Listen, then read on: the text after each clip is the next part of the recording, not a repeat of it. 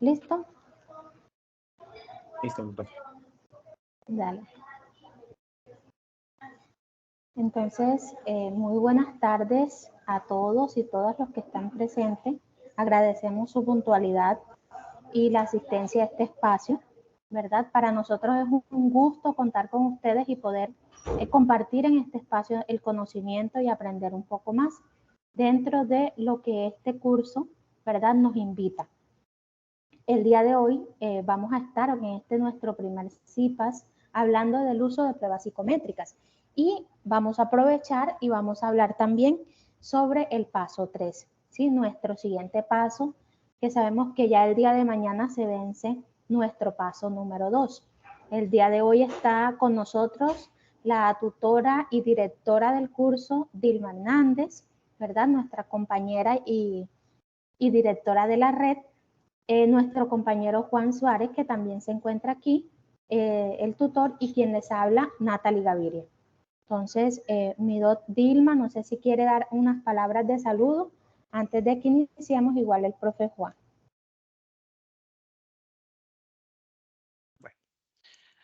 Bueno, muy buenas tardes para todos, mis estimados profes, profe Juan Pablo Suárez y la profe Natalie Gaviria, en este espacio de las CIPAS, del uso de pruebas psicométricas y, bueno, explicación breve del paso 3, que cada tutor durante el transcurso de la semana y luego después de Semana Santa hará también encuentros sincrónicos con ustedes y les vamos a mandar unos insumos que van a ser muy importantes.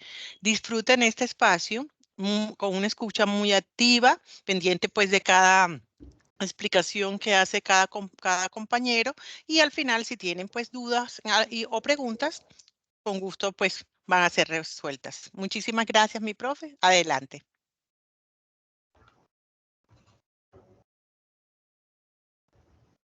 Ok. Entonces, chicos, para iniciar el día de hoy, les invito, vamos a activarnos porque yo quiero que ustedes interactúen conmigo, ¿verdad?, en esta explicación.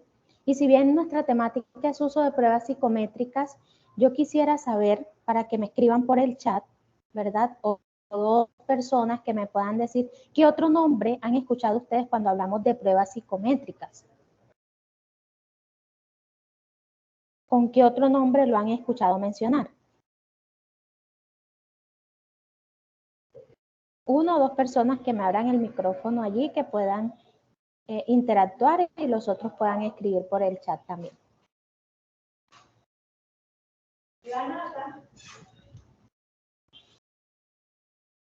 Nadie, no se anima.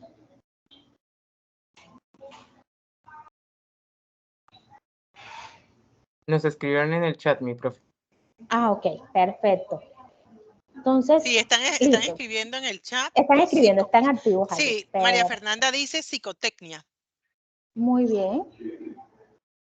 Entonces, les cuento, ¿verdad?, que otro de los términos que nosotros escuchamos muy seguido cuando hablamos de pruebas psicométricas es test psicológicos, ¿verdad?, o test psicométricos. Y estos test psicológicos o psicométricos es aquella medición objetiva que se hace de manera estandarizada. Es decir, cuando nosotros queremos medir un comportamiento, la conducta de una persona, ¿verdad?, estructuramos unas preguntas, unos ítems, ¿sí?, y los estandarizamos para que eso nos dé una, digamos que una respuesta validada, ¿verdad?, y confiable dentro del proceso. Pero, ¿cómo así, de dónde surge esa palabra o qué es lo que significa? Entonces, la palabra test, ¿verdad?, viene del latín testimonium, como ustedes lo ven en pantalla, y el significado es prueba. Entonces, miren que en muchas ocasiones hablamos de test psicológico o pruebas, ¿verdad?, psicológicas o psicométricas. Este concepto viene específicamente porque desde psicología se le habla de pruebas o se habla de test cuando nosotros buscamos examinar las cualidades psíquicas o psicológicas de los individuos. Entonces, para nosotros evaluar o examinar alguna característica, ¿verdad?, o temática en específico, debemos caracterizarla, debemos cuantificar y dar todas las cualidades que ese concepto o esa temática o esa conducta, ese comportamiento está desarrollando. Entonces, esto para que cada uno de nosotros vayamos como teniendo una idea. Sé que de pronto en el transcurso del tiempo que ustedes llevan, en algunas ocasiones, ¿verdad? Y en el inicio del semestre de este curso, pues nosotros diligenciamos un cuestionario, ¿sí? Que hace parte de esos test psicológicos que nosotros realizamos. Entonces, hablar de test psicológicos, necesariamente tenemos que hablar de reactivos psicológicos, ¿sí? Es decir, que todo test psicológico o test psicométrico o reactivos psicológicos son instrumentos experimentales que tienen una base científica que nos permite, ¿verdad?, demostrar y que además tienen una validez estadística que nos permite decir que es confiable, que es válido, ¿verdad? Y que esa medición que nosotros estamos haciendo con ese instrumento, ¿sí? Nos va a dar unas características precisas, ¿verdad?, frente a esa conducta o comportamiento de una persona. Entonces, ya sea, ¿verdad?, que queramos mirar algo a nivel general o específico, nosotros utilizamos los test psicológicos. Son muy cuantitativos, ¿sí? Nos lleva a tener una información precisa, confiable. Pero dentro de esos test psicológicos tenemos unos procesos en donde nosotros podemos medir diferentes aspectos o cualidades, como les venía diciendo. Por ejemplo, una de las cosas que nosotros medimos, ¿verdad?, o que se han medido es la inteligencia, ¿sí? ¿Qué otra cosa nosotros podemos medir o de qué otra manera nosotros podemos evaluar ese nivel de inteligencia? Podemos mirar la inteligencia asociada o comparada con otros factores, ¿sí? Entonces, en muchas ocasiones encontramos que la inteligencia ha sido comparada con el rendimiento intelectual de las personas. Entonces, de allí nos basamos, ¿verdad?, para mirar algo específico o algo general, ¿sí?, para poder hacer esa evaluación.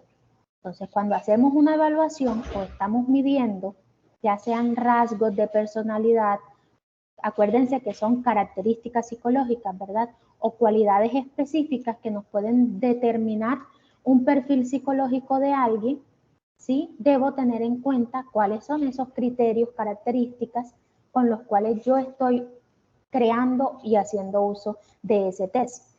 Por tanto, es importante que desde las diferentes áreas o ámbitos que nosotros conocemos, ¿sí?, se estén usando test que apunten o que su objetivo apunte al estudio, a la evaluación, a examinar esas conductas o esas cualidades, esas características psicológicas. Entonces, para nosotros poder hacer contrastación de la información que un test psicológico nos da, ¿verdad?, es sumamente importante que nosotros conozcamos, ¿sí?, los niveles de lo que yo quiero evaluar. Y eso me va a permitir, ¿verdad?, que a través de un diagnóstico que lo puedo corroborar, ¿sí?, con diferentes técnicas, y esas técnicas, pues yo sé que ustedes conocen, la observación, ¿verdad?, la entrevista, que son muy utilizadas, pero también nosotros corroboramos con los test psicológicos. Y podemos armar un diagnóstico para luego poder desarrollar un adecuado tratamiento para un sujeto o una persona, ¿sí? Cuando hablamos de no solo de la inteligencia, no solo de personalidad, cuando hablamos ya específicamente dentro del área clínica, ¿verdad?, donde estamos trabajando trastornos mentales, donde estamos trabajando conductas que nosotros deseamos conocer para hacer un proceso psicoterapéutico, ¿verdad?, los test son muy útiles para ello, porque nos permite ver de manera específica en ese sujeto que estoy evaluando, ¿verdad?, si ese tratamiento al cual estoy desarrollándolo, pues es propicio.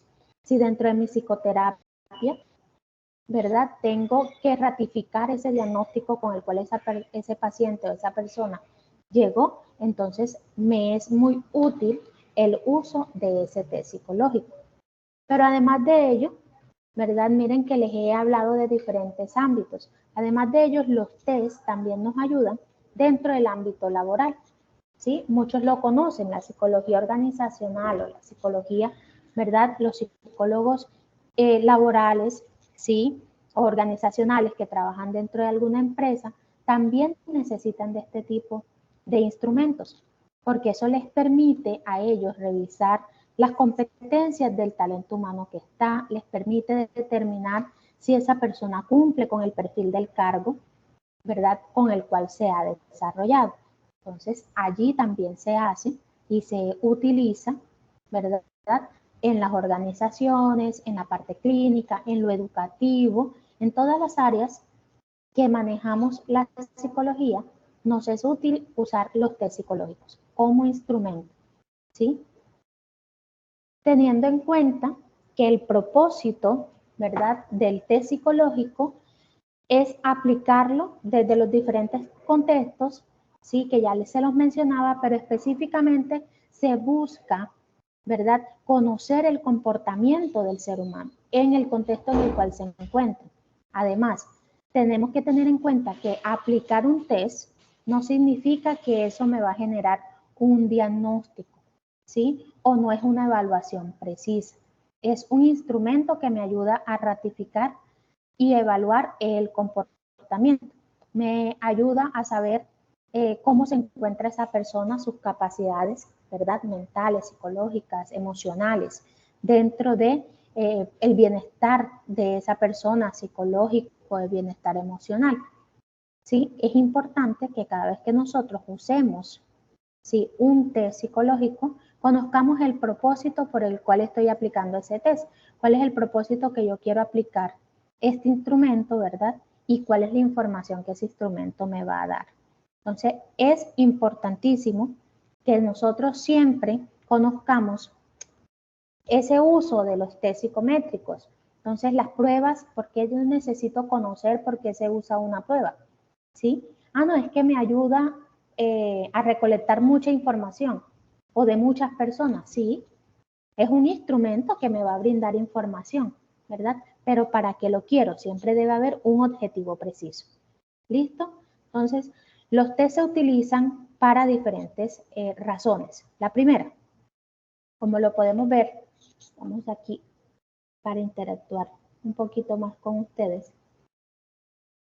Aquí, como lo podemos ver, observar a las personas que solicitan empleos y desean participar en programas educativos y de capacitación.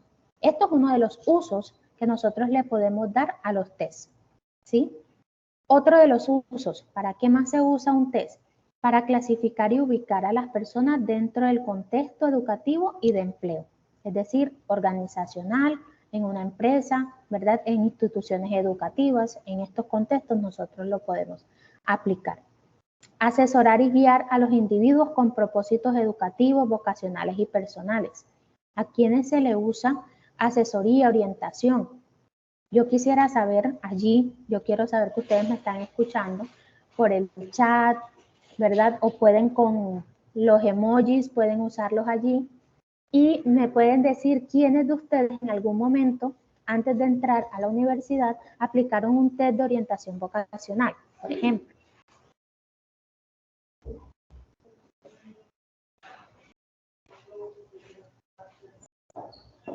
Si me hablaran, fuera mejor. Pero con que manden reacciones. Sí hay varios ahí. Estoy seguro que en algún momento participaron o cuando en el transcurso de su formación de la media tuvieron que haber realizado un test de actitud vocacional. A verse aquí sin penas, aquí no los estamos evaluando. Cuéntenle a la profe Natalie si en algún momento pues participaron en alguna aplicación de algún test. O si En el chat. conocen alguno. O si quieren alguno hablarme. Ahí María Fernanda quiere hablar. Adelante. Por lo menos en mi caso, test vocacional no, pero sí, por lo menos en la mayoría de veces fui a laborar, siempre le hacen uno test obligatoriamente para conocer pues las habilidades de uno, para conocer las actitudes, cómo uno se desempeña y eso es casi obligatorio. Muy bien, gracias. Entonces vemos, ¿verdad?, que hay muchos espacios, ¿sí?, ya sea en nuestra vida laboral, nuestra vida académica, ¿verdad?, o cuando pasamos por procesos ¿verdad? Ya sea, bueno, aquí en el curso también hacemos el ejercicio. No sé cuántos fueron muy juiciositos en el test que diligenciamos en el paso número 1 de la gratitud, que era muy interesante, por cierto, ¿verdad? Estos test en línea tuvieron la oportunidad de acercarse, ¿verdad? Y entonces no siempre se hacen para, digamos que diagnosticar algún proceso o apoyarnos dentro de ese diagnóstico, simplemente para mirar, evaluar, ¿verdad? Si hay algunos cambios, si hay algunas características que a nosotros como personas nos permite, ¿verdad? Reconocernos un poco más. Ya ahorita vamos a mirar la diferencia de esos test que existen. Pero entonces, ¿para qué más utilizamos los test? Mira, para diagnosticar, prescribir tratamientos psicológicos y físicos en clínicas y hospitales. Aunque también, como les decía anteriormente, se usa en psicoterapia, que aquí lo encontramos. Evaluar los cambios cognitivos intra y interpersonales debido a programas de intervención educativa, psicoterapéuticos y conductuales. ¿Sí? Existen muchas más utilidades que nosotros podemos tener, para lo cual se usan los test. Entonces aquí vemos que esta asignatura, ¿verdad? No solamente esta temática, sino que esta asignatura se nos hace sumamente importante. Entonces, a nivel general, los test se usan para evaluar el entorno psicológico, los movimientos sociales y otros eventos psicosociales. ¿Sí? Son muy útiles. Entonces aquí vemos la importancia, lo que ustedes estaban respondiendo en este paso que se les vence mañana, ¿verdad? La importancia de la psicometría en el estudio de las diferentes variables psicosociales.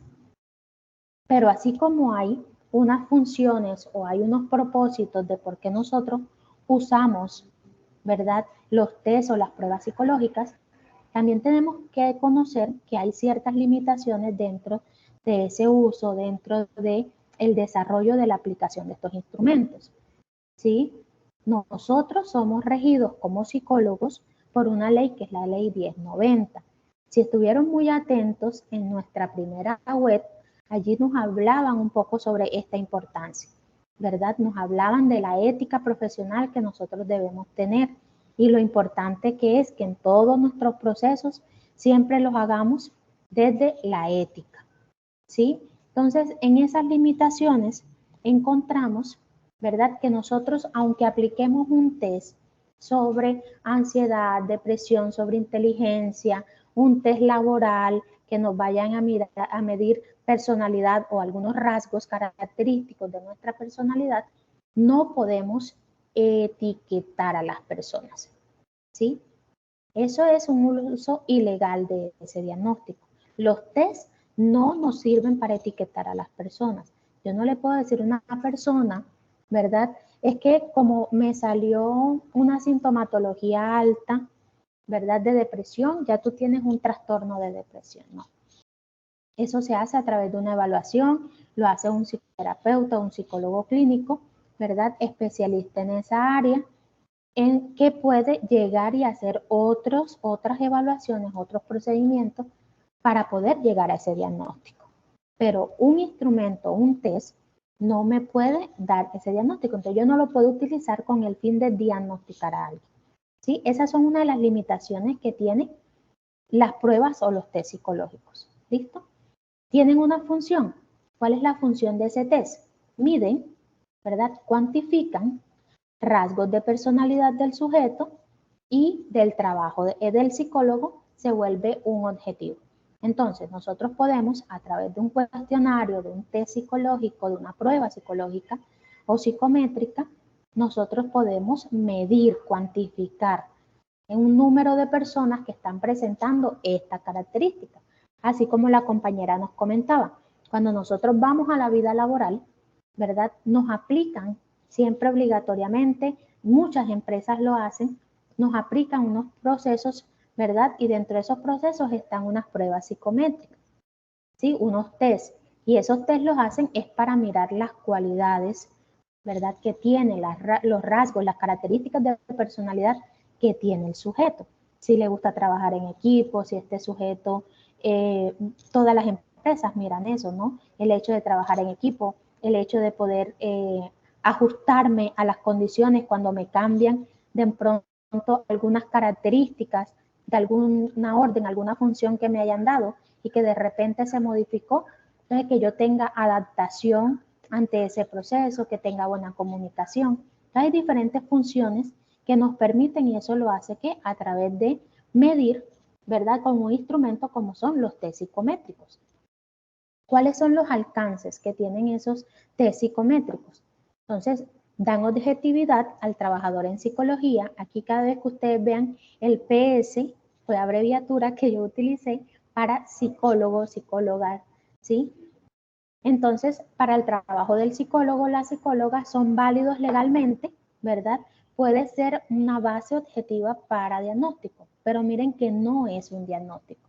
Me puede servir para yo corroborar toda la evaluación que he hecho. Yo aplico un test y digo si esta persona está teniendo niveles altos de estrés, niveles altos de ansiedad, niveles altos de ¿sí? O alteración frente a cualquier proceso que esté viviendo. ¿Claros hasta aquí?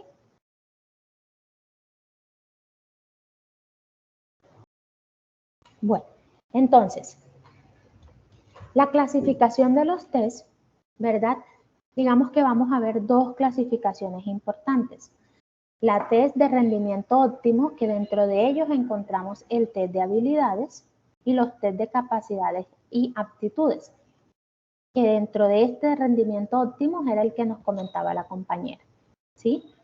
Y los test de rendimiento típico, que aquí lo que se clasifica son los test de personalidad, los test de aptitudes y los test de intereses. No quiere decir que sean las únicas clasificación de test que tenemos, ¿verdad? Pero vamos a revisar estas dos grandes propósitos por los cuales nosotros podemos hacer esta clasificación. Entonces, tenemos esos test de rendimiento ópticos y de rendimiento típico. De rendimiento óptico, tenemos aquellos test que sus ítems de respuesta son cerradas, ¿verdad? Son aquellos que nosotros encontramos, ustedes que pasaron, todos que pasamos después del bachillerato, cuando presentamos las pruebas IFES, ¿verdad? Las pruebas IFES nos mantienen una prueba cerrada, donde usted tiene en un formulario todas las preguntas, o en una cartilla, todas sus preguntas, y tiene una opción, una hojita de respuesta, donde solo deben subrayar la opción correcta. ¿Sí? Ítem de respuestas cerradas. También encontramos que hay opción múltiple dentro de el tipo de opciones para los test de rendimiento óptimo. Entonces tenemos opciones múltiples. Estas opciones múltiples es que dentro de todas las opciones de respuesta que me dan, puedo utilizar dos o más respuestas que me permiten, ¿verdad?, dar o poder anotar cuáles son las respuestas correctas de lo que me están preguntando. También se utilizan el emparejamiento, ¿sí?, donde asociamos por lo menos el concepto, ¿verdad?, con la definición. Entonces esto pertenece con esto y esto con esto. Son preguntas de asociación. Encontramos preguntas de falso y verdadero, ¿sí?, que creo que con esta nos familiarizamos mucho. También podemos utilizar ítem de respuestas abiertas. Entonces se plantea la pregunta bien precisa, específica, y que la persona tenga que argumentar y describir lo que se está preguntando. Dentro de este test de rendimiento óptimo también encontramos los ensayos, ¿sí? Por eso les daba el ejemplo del IFES, porque es como donde vemos más este tipo de opciones de respuesta. Y ellos lo que hacen es eso, estandarizan, ¿verdad?, un número de preguntas para poder medir la capacidad desde diferentes competencias que nos miran, competencias genéricas, competencias específicas. Entonces, hay respuestas en ensayos, respuestas cortas y respuestas donde debemos rellenar los espacios en blanco. Es decir, nos dan, por ejemplo, un concepto y nos dejan ciertos fragmentos en blanco para que nosotros completemos ese concepto o eso que nos están solicitando. Cuando hablamos de los test de rendimiento típico, ya aquí hablamos de test objetivos.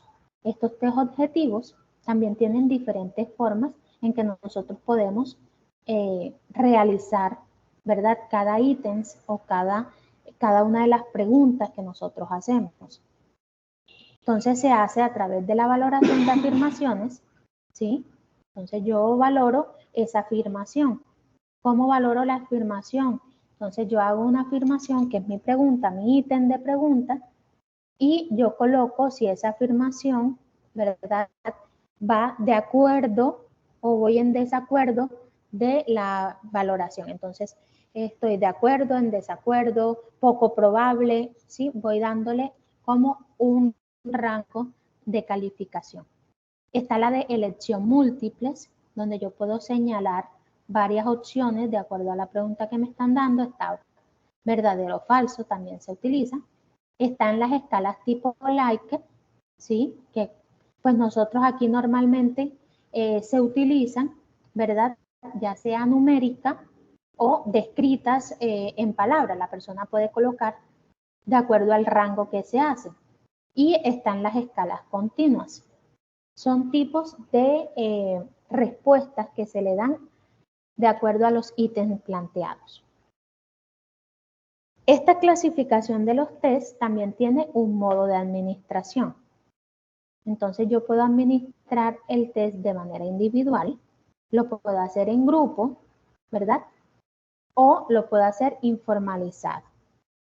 ¿Cómo es informalizada? Porque individual, ¿verdad? Es que cada uno de nosotros lo administra uno a uno, es decir, a cada una de las personas. En grupo es que tengo el número de personas en un lugar específico y a cada uno lo pongo y les doy un tiempo específico para que ellos me entreguen ese cuestionario o ese test que está desarrollando. Informalizada es cuando yo voy, ¿verdad? No tengo la población, digamos que en un grupo, sino que voy a la población y voy casa a casa, por ejemplo, cuando hacen este tipo de censos, ¿verdad? Ahí hacemos tipos de test informalizados, ¿sí? Listo. Entonces les decía, hay una clasificación de estos tests. Entonces, ya vimos cómo es el uso, que debe tener un propósito en los campos en donde se aplican, que tiene unas limitantes, una funcionalidad, ¿verdad?, que le apunta frente a el proceso, que cuando hablamos de test psicométricos, encuestas o demás, tenemos que hablar de unos ítems, ¿verdad?, que tenemos que hablar de unas opciones de respuesta, pero que también vemos que hay otras formas de clasificar de manera general estos tests. Y ya estos sí son más familiares para ustedes. Tenemos los tests que son psicométricos, ¿sí? Y tenemos los tests que son proyectivos. Entonces, empezamos con los test psicométricos, ¿sí? Estos test psicométricos son aquellos que nosotros podemos medir, valorar unas cualidades o procesos psicológicos específicos, ¿verdad? Que nos sirven para todo el proceso de evaluación, de selección de personal, para evaluar o medir un diagnóstico clínico, para evaluar, ¿verdad?, algún tipo de prueba estandarizada que yo estoy haciendo, ¿sí? Todo lo que tiene que ver con cuantificación, procesos de confiabilidad, validez, ¿sí?, nos dan los test psicométricos.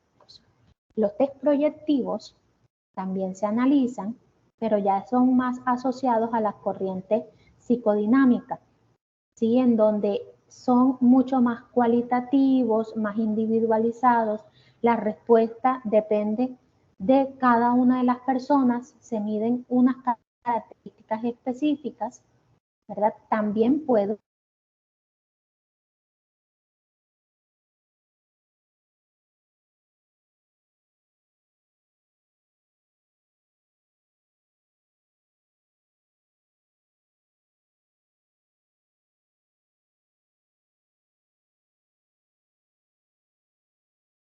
Hola, hola, mi profe.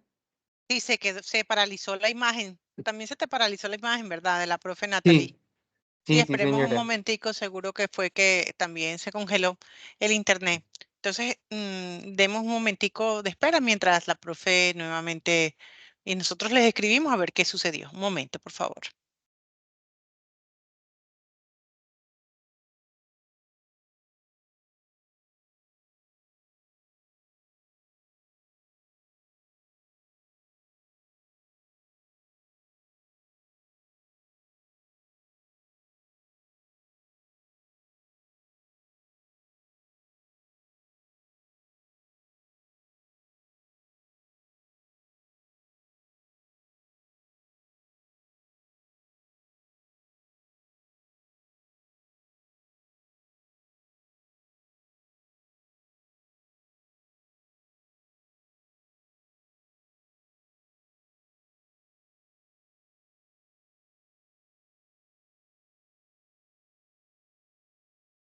Bueno, mientras nuestra profe Natalie vuelve, hasta el momento, ¿cómo vamos?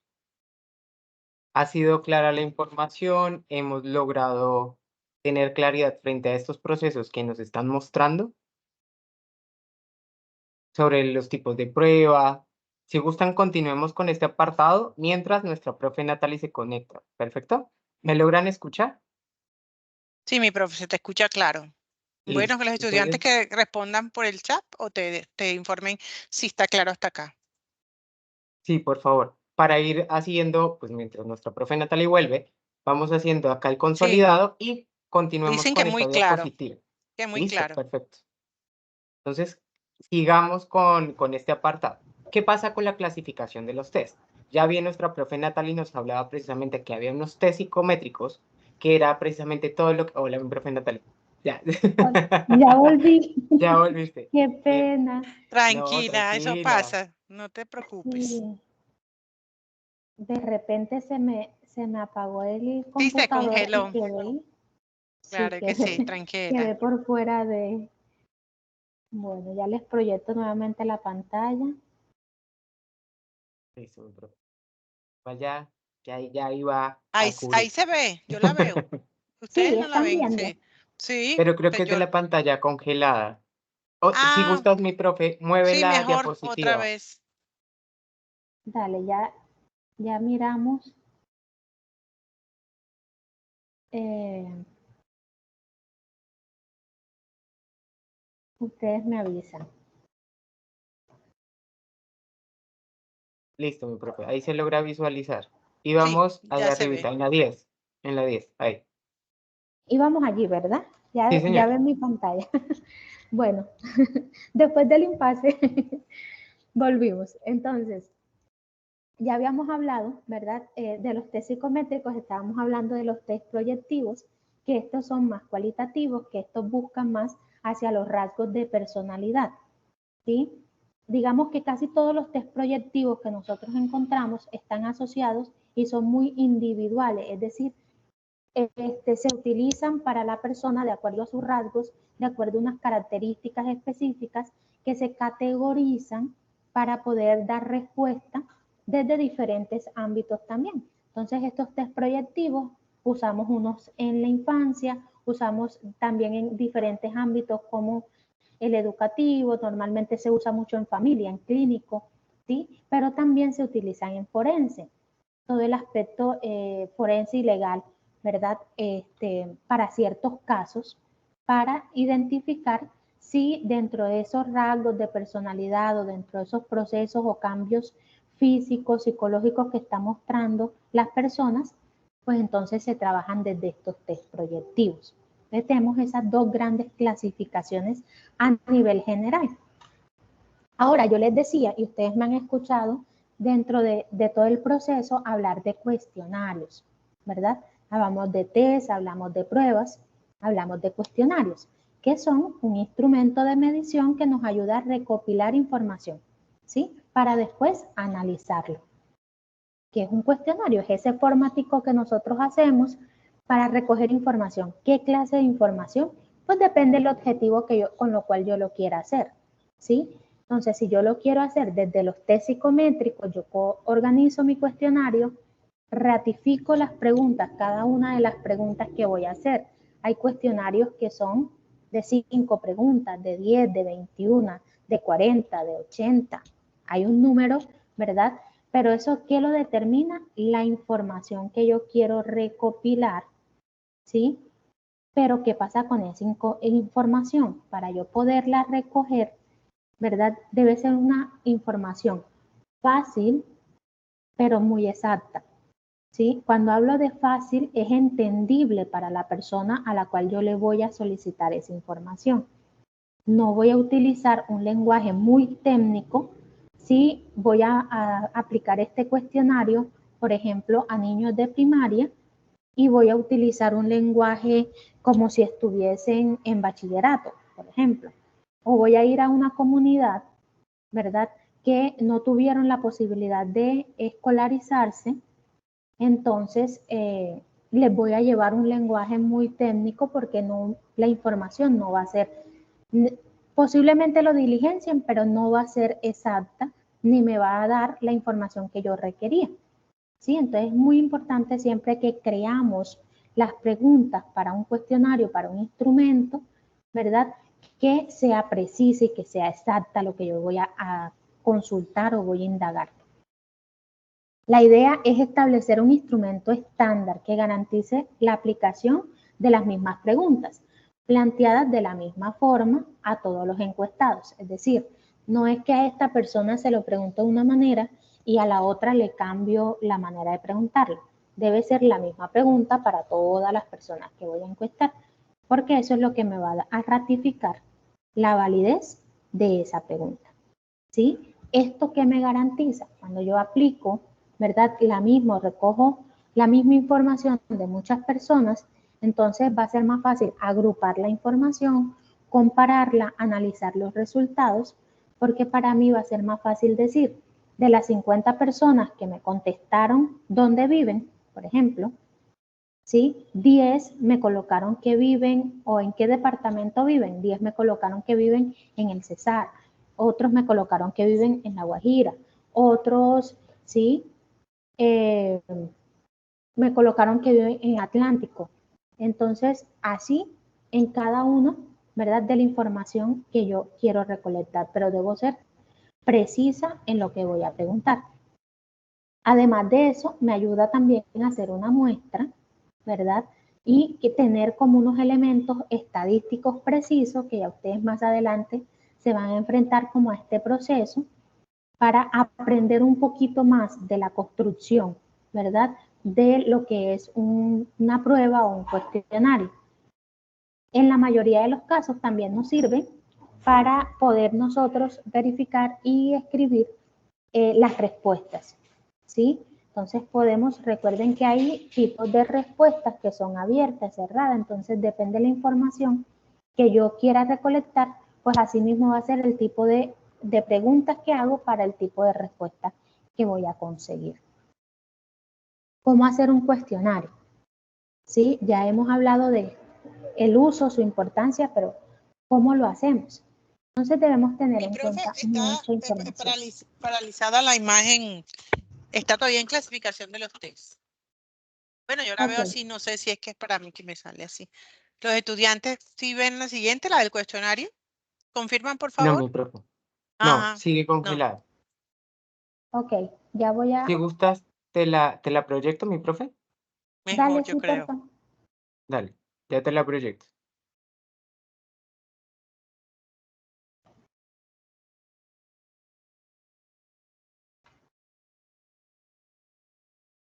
Bueno, entonces, mientras el profe Juan nos va compartiendo allí la pantalla.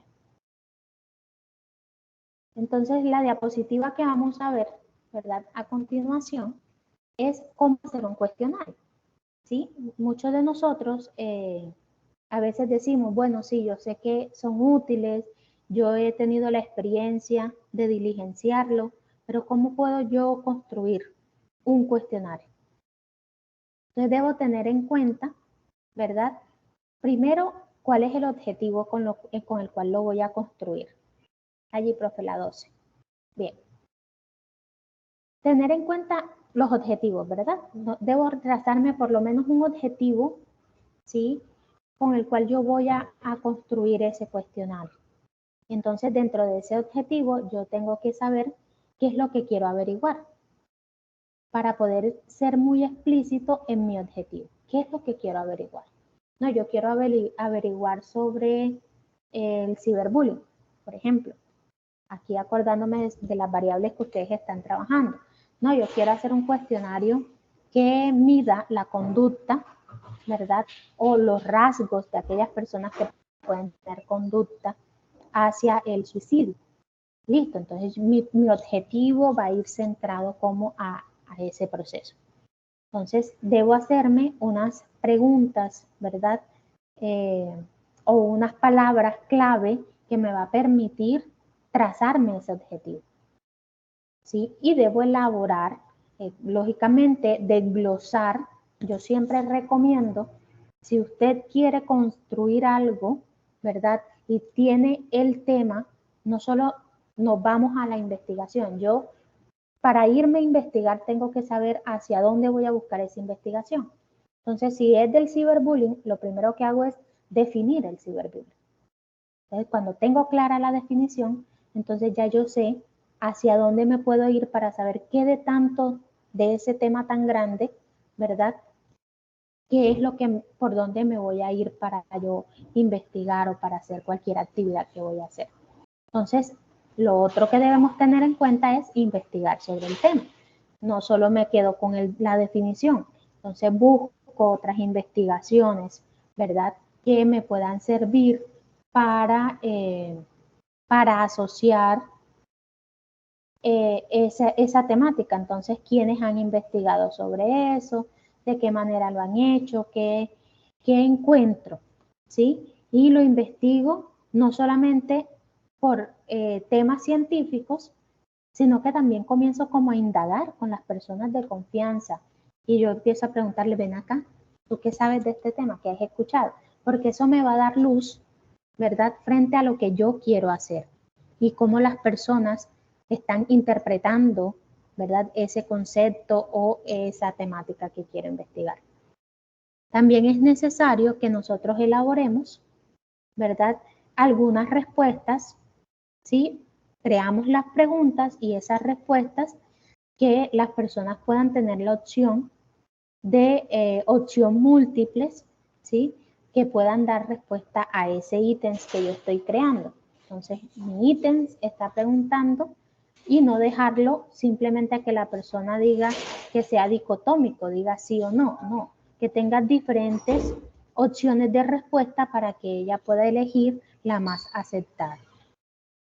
Y luego, ¿verdad? Que ya he creado mi objetivo, que he investigado, entonces lo que hago es la redacción de las preguntas. Entonces comienzo a redactar cada una de las preguntas, teniendo en cuenta lo que anteriormente les decía, ¿verdad? Que tienen que ser precisas, que tienen que ser claras frente a lo que quiero decir. Entonces desde allí, mi profe pasa por favor.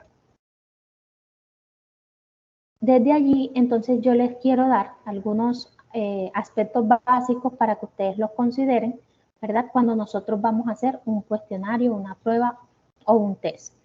Entonces debemos darle un nombre y un número al principio de ese cuestionario, ¿sí? Lo del número, digamos que es muy opcional, pero normalmente nosotros casi siempre vemos que algunos cuestionarios dicen versión 1, versión 2, versión 3, porque son revisados y son adaptados. Siempre se puede mejorar. Entonces debe tener un nombre. Las preguntas deben ser claras, simples y concretas, ¿sí? No pueden ser preguntas muy complejas, ¿verdad? Porque debe ser preciso a lo que nosotros queremos investigar. Entonces eso es sumamente importante. Debemos tener varias preguntas, ¿sí? El lenguaje que voy a utilizar debe ser un lenguaje apropiado, debe estar acorde al tiempo, al momento que estamos viviendo, ¿sí? A menos que lo que yo quiera investigar sí vaya asociado al pasado. Entonces allí me tengo que ir o a remontar frente, digamos que a eso. Pero normalmente todos los cuestionarios tratan de medir el aquí y el ahora, el presente en el que estamos, y debe ir narrado de acuerdo a eso. Deben ser, los tipos de preguntas deben ser claras, ¿verdad? No podemos, digamos que nuestra pregunta insinúe la respuesta que nosotros queremos que enmarque ese. No queremos que dentro de la pregunta esté la respuesta que enmarque ese proceso, ¿sí? Entonces es sumamente importante. Gracias. Entonces, también debemos tener cuidado, ¿verdad?, con la complejidad del tipo de preguntas que nosotros estamos desarrollando, ¿sí? Entonces, si son preguntas muy complejas, tengo que saber cuál es el tipo de personas a las cuales se las voy a suministrar para que ellos la puedan contestar. El tiempo también es muy importante, determinar cuánto tiempo, ¿verdad?, le voy a dar a las personas para que contesten la cantidad de preguntas que se están dando. Se deben enumerar las preguntas, se deben incluir alternativas de respuesta, ¿sí? Con codificación. ¿Qué significa codificación? Que yo debo darle, ¿verdad?, un número. Profe, puedes pasar, creo que ahí viene el ejemplo. Yo le doy un número a cada una de las preguntas. Bueno, dando esa recomendación, ¿verdad?, de que si la persona me contesta la primera opción, esta pregunta va a tener un valor cuantificable, para que eso me permita hacer el proceso psicométrico. Otra de las recomendaciones es que nosotros creamos el instrumento redactado en un borrador, ¿verdad? Lo leemos, revisamos, ¿verdad? Que no sea, las palabras no sean ambiguas, que no haya problemas de redacción, tenemos que tener mucho cuidado con esto, que no hayan problemas ortográficos, ¿verdad? Que la pregunta no sea muy superficial, porque pues también eso le quita como la inspiración o la rigurosidad para que el encuestado pues conteste. Eso si ve que es algo que no tiene coherencia, pues va a decir esto está mal hecho y no les va a dar, digamos que las ganas o con la misma motivación de diligenciar ese cuestionario.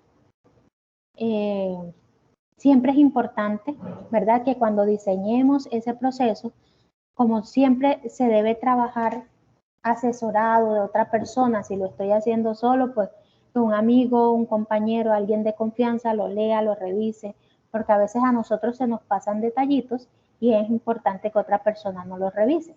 En el caso de ustedes que trabajan colaborativamente, ¿verdad?, es importante que todos le den un vistazo, ¿sí? Si el otro compañero hizo una pregunta, que lea la mía también, ¿sí?, en el caso que a ustedes les corresponda. Siguiente, mi profe. Entonces miren que dentro de estos tipos, bueno, ya habíamos hablado los tipos de reactivos que se pueden clasificar a un cuestionario, ¿verdad? Hablamos que se pueden hacer preguntas cerradas, falso verdadero o dicotómica sí o no, dependiendo de lo que yo esté preguntando, opción múltiple y escala Likert. Dale siguiente, mi profe. Bueno, entonces aquí era lo que les hablaba de la calificación del reactivo. Cuando se habla de calificación es porque yo debo darle, ¿sí?, un número asignado, una cuantificación dentro de esas respuestas que estoy desarrollando. ¿Qué son los reactivos? Cada una, ¿verdad?, de las preguntas que hago que llevan una respuesta. Esos son mis reactivos, son mis preguntas, la creación de lo que yo estoy indagando. Y entonces debo tener muy en cuenta, ¿sí?, de qué manera estoy haciendo el tipo de respuesta para así asignarle entonces el puntaje a esa respuesta. Siguiente, mi profe. Bueno, cuando son reactivos con respuestas abiertas, entonces aquí cambia un poco porque no le puedo dar, ¿verdad?, un número específico a la respuesta que el examinado o la persona que está contestando va a dar. Aquí lo que tengo que mirar es cuánto tiempo, lo puedo mirar por el tiempo, por si la persona diligenció todos los espacios en blanco que estaba, qué tan extenso, la coherencia que utilizó, si estamos hablando de pruebas tipo ensayo, ¿verdad? Hay unos criterios que se enmarcan específicos, por ejemplo, deben iniciar con una introducción, luego el desarrollo, luego la conclusión, que la persona haya cumplido con esas características. Sí, siguiente, mi profe. Mi profe, tienes una pregunta en el chat. Tenemos Sí. una pregunta en el chat. Y Liliana dice, ¿el reactivo entonces sería la forma de la prueba?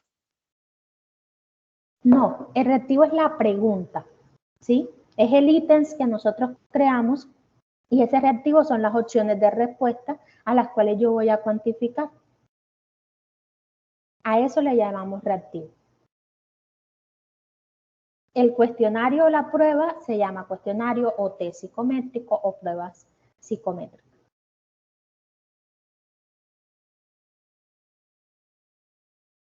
Algunas recomendaciones a nivel general ¿verdad? Cuando estamos construyendo este tipo de instrumentos, es que se califica un objeto, una actitud de lo que se está midiendo. Recuerden que no solo es actitud, sino comportamiento, ¿sí? O un tema en específico de que estemos trabajando. Se recomienda que dentro de esa pregunta que ustedes están haciendo no se excedan más de 20 palabras. Por eso se hablaba de que debe ser preciso, ¿sí? De que lo que se le va a preguntar al encuestado, en este caso a la persona que va a diligenciar el formulario, el instrumento, pues no tenga un texto súper largo, ¿verdad? Donde se puede perder la idea de lo que se está preguntando. El dato debe de quedar muy claro también dentro de las indicaciones que nosotros le damos a la persona o que escribimos en el instrumento, si debe marcar una sola opción o varias opciones. ¿Por qué? Porque en algunos casos, si no se dice, ¿verdad? Las personas pueden marcar más de una opción e inmediatamente queda como errado o inválido ese cuestionario. Profe, pero por una sola pregunta que marcó mal, por una sola pregunta que marcó mal, ya inmediatamente está errando o invalidando el resultado de ese cuestionario o de esa prueba.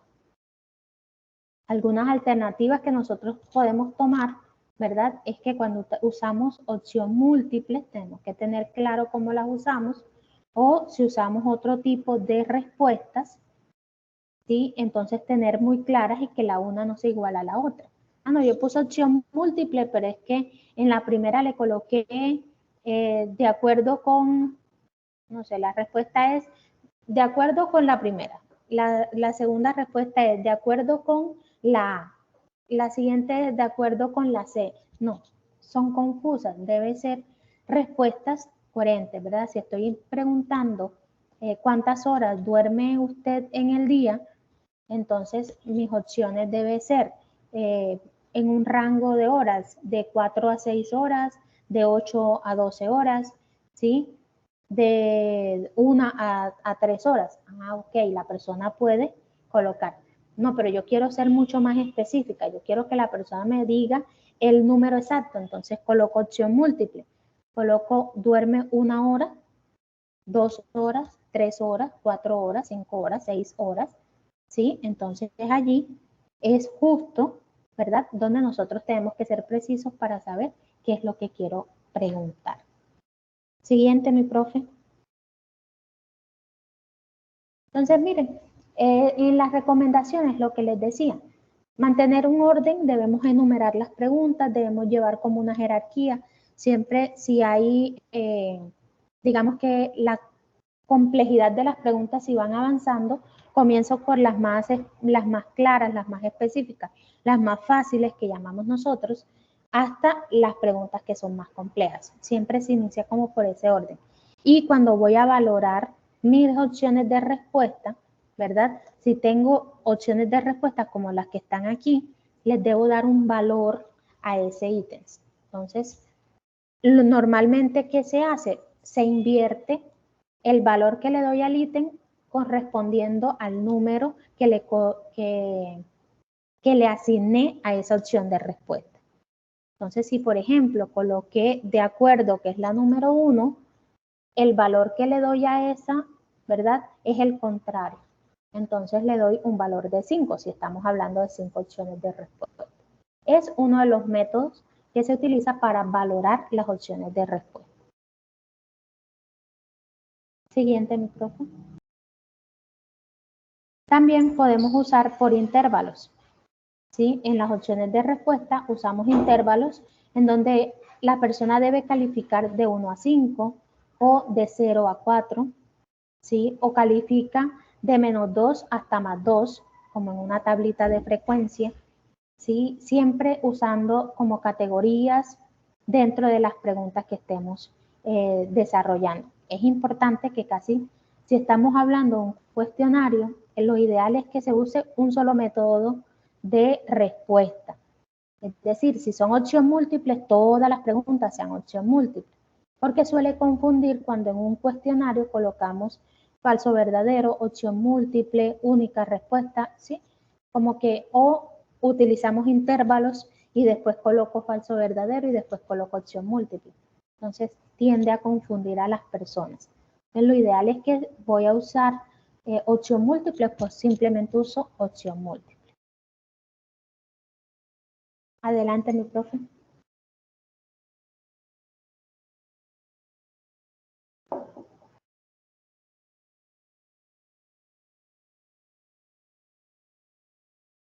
Listo. Entonces, ya aquí, ¿verdad? Quisiera saber si alguno de ustedes tiene Hay una alguna persona duda. con la mano ¿Sí? levantada, Liliana. Adelante. Listo, Liliana, te escucho. Hola, buenas tardes. Muy buenas tardes. ¿Me escuchan? Perfecto. No, mi pregunta es respecto a este tema saben, de validez y confiabilidad, que pues son dos características que siempre resaltan que es importante que tenga una prueba. ¿Cómo sabríamos nosotros que la prueba que estamos creando tiene estas dos características? Ok, importantísimo, ¿verdad? Igual más adelante lo vamos a ver. Sin embargo, es importante que sepamos, eso se hace a través de procesos estadísticos o, bueno, psicométricos más específicamente. Luego que nosotros hemos creado, ¿verdad?, el cuestionario o el instrumento que vamos a utilizar, nosotros hacemos una prueba piloto. ¿Sí? Esa prueba piloto nos sirve para evaluar si cada una de las preguntas que creamos son válidas aplicándole una fórmula matemática, por llamarlo así, una fórmula estadística, perdón. Y ella nos puntúa, nos debe, siempre que hablamos de confiabilidad, nos debe dar 0.8 hacia arriba. Debe ser superior hasta llegar a 1. Para trabajar esa validez y confiabilidad lo evaluamos de 0 a 1. En ese rango, cada vez que se acerque a 1 es mucho más confiable y mucho más válido. Para eso se utilizan unas fórmulas estadísticas, que es la que nos ayuda a verificar primero si cada pregunta es válida o es confiable, ¿verdad? En este caso, si es confiable, y si el instrumento de manera general, luego que lo hemos aplicado a un grupo de personas, también nos ratifica, ¿verdad? Si es confiable y si es válido. Son dos fórmulas diferentes que se hacen con esos procesos estadísticos. ¿Dónde lo vamos a hacer nosotros? Lo vamos a hacer en el paso 4. ¿Sí? Allí vamos a hacer ese procedimiento en donde nosotros valoramos, ¿verdad? Con nuestra base de datos, revisamos el promedio, los máximos, la varianza de ese tipo de pruebas, ¿sí? Sacamos la confiabilidad y la validez del instrumento. Normalmente utilizamos la fórmula estadística del alfa de Cambridge, aunque existen otras más.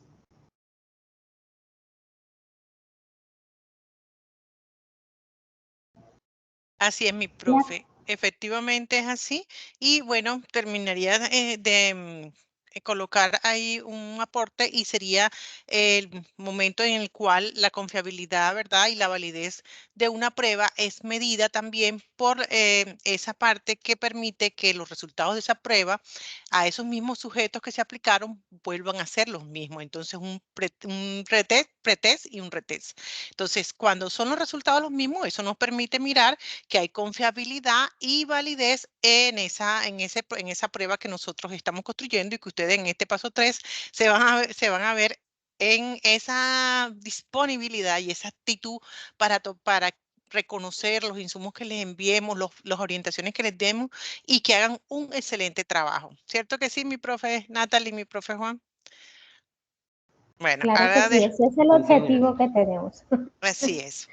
Entonces, ahorita, tal vez cuando el profe socialice, tendrán unas preguntas, pero quiero también invitarlos a que sepan que van a tener sus encuentros sincrónicos con cada uno de sus docentes y vamos a mandar, así como mandamos, si ustedes recuerdan aquí, ¿quién me puede decir? Recuerdan que nosotros les enviamos como un paquetico con todos los insumos para la realización del paso 2. ¿Sí lo recuerdan? A ver, ¿quién dice, quién alza la mano? ¿Quién dice, sí, profe, yo revisé eso? Cuéntenos un momentico antes de empezar. Sí, están alzando la mano y dicen que sí. Ok, ¿les sirvió? ¿Sí les sirvió que nosotros les hubiéramos mandado todos esos recursos con videos y de la explicación? Nos gustaría escuchar a alguien. Cuéntenos. ¿Sí creen que les sirvió? ¿O lo Sí, escriben profe, en el chat? mucho, ¿Quién habló? mucho, porque eso nos ayudó a facilitar María la Fernanda. realización de la actividad. Qué bien. De esa es la idea, de eso se trata, que ustedes vean la psicometría no como que Dios, entre el curso de psicometría, pánico es pánico, o sea, como un pánico que a veces se produce no en todos los estudiantes, porque algunos tendrán unas habilidades y dirán, no, pero pues me gusta la estadística, ya pasé por eso, no hay ningún problema, pero otros lo ven como algo que voy a entrar a números, no me gusta esto, cuando si estuvimos en la web, quienes estuvieron en la web, ahorita ya les mandamos la grabación, se van a dar cuenta de la utilidad, ¿verdad?, que tiene la psicometría en todos los ámbitos, no solamente en el ámbito de la psicología, sino en todos los ámbitos, tanto laboral como en los ámbitos jurídicos, o educativo, organizacional, en todo, pues si hablamos de nuestro pregrado, ¿no? Que es psicología, lo que ustedes están estudiando. Entonces, perdón el ruido, que es que aquí están pues haciendo unos trabajos en el CECAP. Es importante tener presente por qué este curso es tan significativo. Entonces, usted aquí va a tener los fundamentos, como ahorita la profe fue muy explícita en lo que explicó, pero también va a saber cómo construir una prueba, qué permite esa prueba, qué quiero medir con esa prueba. Y también les vamos a dar unos cuadernillos para que más adelante usted también la aplique y ya al final, ¿verdad?, que es el último paso, usted cuando salga de este curso va a decir, ok, esta es la utilidad, más adelante me gustaría, ¿verdad?, ser reclutador, poder profundizar más para poder aplicar pruebas o construir yo pruebas. Entonces, siempre denle un significado a todo lo que hacen. Y espero que en el desarrollo de este curso ustedes nunca se sientan solos y siempre sepan que los tutores estamos aquí para ayudarlos en todo lo que se requiera. Perdón, mi profe Natalie, mi profe Juan, el pedacito ahí que me tomé de tiempo, pero me parecía muy importante decirle esto a los estudiantes. Aquí, mi profe, súper bueno también la información. Entonces yo creo que me confirman si están viendo. ¿Quedamos claros hasta el momento? Sí, está ¿Vamos claro. bien? Listo. Entonces vamos a dar inicio, ya cerramos el primer bloque, vamos con este segundo bloque. ¿Me confirman en pantalla si logran ver la guía? Yo la veo, sí, también los ven los estudiantes. Listo, perfecto. Entonces vamos a iniciar con la explicación del paso número 3, que es la que nos compete ya a partir del día 21, es decir, pasado mañana. ¿Qué pasa con este paso número 3? Si bien a nosotros nos dieron una ardua explicación, no se preocupe, la grabación le va a llegar y se va a postear no solamente en la mensajería interna del curso, sino también en los foros, se va a llegar precisamente la grabación para que vayamos repasando paso a paso lo que la profesora Natalie nos dijo para poder entender un poco esto que es la guía número 3, ¿no? Entonces, ¿cuántos puntos tiene lo máximo a alcanzar en este tercer paso? Pues son 125 puntos cuando inicia este jueves 21 de marzo y culmina el miércoles 17 de abril. Es una actividad de carácter colaborativo, ¿sí? Y hace parte de todo el proceso intermedio de las 5 fases que tenemos en el curso. ¿Qué se pretende conseguir con esta actividad? Pues se pretende entender todo este sentido de la medición y la evaluación del comportamiento y de los procesos de conocimiento e intervención de la realidad individual y colectiva. Profesor, ¿qué traduce? Pues nosotros, como psicólogos en formación y prontos a salir de la universidad, pues ya vamos a empezar a estar en el campo aplicado y nosotros tenemos que entender toda esta funcionalidad. Todas las fases, quienes estuvieron en la explicación del paso número 2, nosotros hicimos todo un recorrido de los diferentes campos de aplicación que tiene la psicología. Y parte de todos estos campos es que siempre, sí o sí, se cruza con la psicometría, de una u otra forma, bien sea en organizacional, educativa, jurídica, en toda la parte de psicología del deporte, organizacional y demás.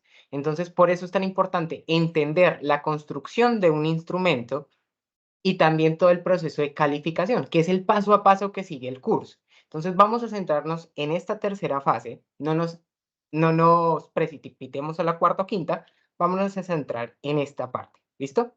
¿En qué consiste la actividad? Sobre la temática o variable a medir, ¿dónde encontramos esta variable? Se encuentra la apertura del foro. Es la misma variable que nosotros usamos en la fase número 2. Bien.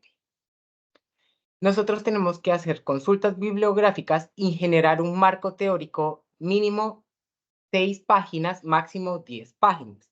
Tenga en cuenta que ahí se tiene que incluir toda la parte empírica, teórica y conceptual. Profe, nosotros somos, ¿cómo así? ¿Son 10 cada uno? No. Entonces, esas referencias las vamos a colocar como grupo y tenemos que colocarlo e ir construyendo. Son más o menos unas 10 referencias por cada, en total como mínimo, porque serían como 2 o 3 mínimas por persona. Entonces, nosotros vamos a construir este marco conceptual, este marco teórico y empírico. Nosotros vamos a buscar a partir de nuestras variables, que es ciberbullying o suicidio, ¿sí? Nosotros vamos a realizar toda esta revisión empírica. Vamos a colocar estadísticos y demás. ¿Qué sugiere? Vamos a abarcar lo que es la investigación y vamos a centrarla en un espacio geográfico, que más adelante les voy a decir por qué es importante ir pensando la literatura dentro de un espacio geográfico. Miren estudios que se hayan hecho dentro de su región. Para tener un marco proximal y un marco distal, vamos a colocarlo en Colombia. ¿Con qué fin? De que nosotros podamos aterrizar toda esta investigación en un marco geográfico, que es lo más importante. Entonces vamos a traer toda la parte de teorías que se hayan desarrollado dentro de nuestra región. Si no es así, podemos hacerlo a nivel nacional. Si a nivel nacional encontramos poca información, nosotros podemos traer información de afuera, ¿sí? Como nuestro marco distal. Y en nuestro marco distal proximal, vamos a hablar sobre todas estas investigaciones que se hayan hecho en nuestra región y todos los conceptos que hayan abordado dentro de. Por ejemplo, si nosotros hacemos parte de Valledupar, pues busquemos investigaciones que se hayan hecho en Valledupar frente al ciberbullying o la tendencia en suicidio. ¿Bien? Nosotros, ¿qué tenemos que establecer? Objetivos u objetivos de la prueba. Entonces, nosotros tenemos que realizar estos objetivos que van dentro del foro. Nosotros tenemos que publicarnos en el foro. Y estos objetivos tienen que ser el objetivo general y los objetivos específicos. ¿Qué les sugiere? Los objetivos específicos que le apunten a las dimensiones. Profe, ¿qué es una dimensión? Ya se las voy a explicar más abajo, no se preocupe.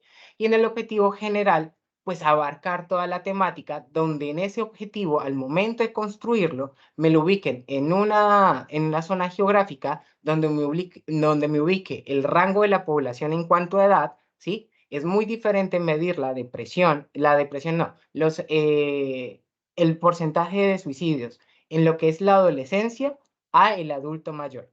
Los porcentajes cambian. Entonces, por eso es tan importante irnos guiando. Yo les explico por qué es importante entender el constructo, la dimensión y el reactivo. ¿Eso con qué fin? Ahorita se los muestro en la diapositiva. Digamos que voy saltando de diapositiva a la guía como para ir consolidando. Digamos que ahorita las diapositivas eran un montón, entonces decidimos acortarlas un poco e ir presentando la guía. ¿Bien? ¿Qué tenemos que especificar? Las posibles restricciones de la prueba. Profe, ¿cómo así que las restricciones de la prueba? En cuanto a la muestra, las edades, los estratos, el nivel de estudio, el género, el número de sujetos colaboradores. ¿Eso qué traduce? Nosotros como psicólogos entendemos que existen diferentes tipos de variables y parte de las variables que nosotros vamos a implementar en la construcción de la prueba son variables sociodemográficas. Como les decía hace unos minutos, es muy diferente cómo se vive el ciberbullying en la adolescencia, cómo se puede vivir en la adultez. De igual forma, la parte del suicidio. Por eso es tan importante entender los rangos de edad. Profe, ¿de dónde sacamos esos rangos de edad? Nosotros los sacamos a partir de lo que vamos encontrando dentro de la literatura. ¿Bien? Es diferente. Entonces, mi sugerencia para la construcción de este marco teórico, trabajemos con mayores de edad. ¿Por qué?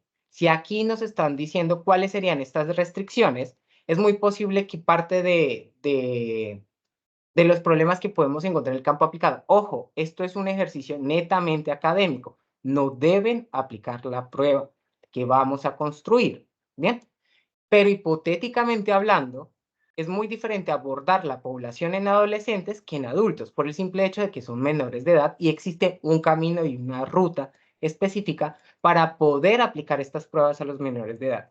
Uno, el consentimiento informado para padres y el asentimiento informado para los menores de edad. Entonces, en este proceso yo sugiero trabajar con mayores de edad. Sin embargo, si vamos a trabajar con menores de edad, pues tengan en cuenta estas recomendaciones. Cuando hablamos de estas restricciones, es que nosotros vamos a formar una prueba, es muy diferente cómo viven el ciberacoso, ¿sí? El ciberbullying, las mujeres a los hombres. Profe, ¿y eso cómo se sabe? A través de cómo nosotros vamos a construir la prueba. Profe, pero no entiendo, o sea, nosotros tenemos que construirla como es libre, es su prueba. ¿Eso qué traduce? Que ustedes van a colocar la información y van a construir su propio instrumento. Este instrumento es novedoso, es nuevo. ¿Quiénes deciden cómo va la investigación? Pues ustedes, las personas que me están construyendo la prueba. Por eso, este es uno de los cursos más bonitos que tiene la UNAD. Primero, porque la información cambia semestre, periodo a periodo, ¿sí? La prueba cambia totalmente, las variables son totalmente diferentes y cada grupo genera una prueba totalmente diferente, a pesar de que puedan tener similitudes en referencias. Entonces, para que lo tengan en cuenta en el proceso de restricciones. ¿Vamos bien hasta el momento?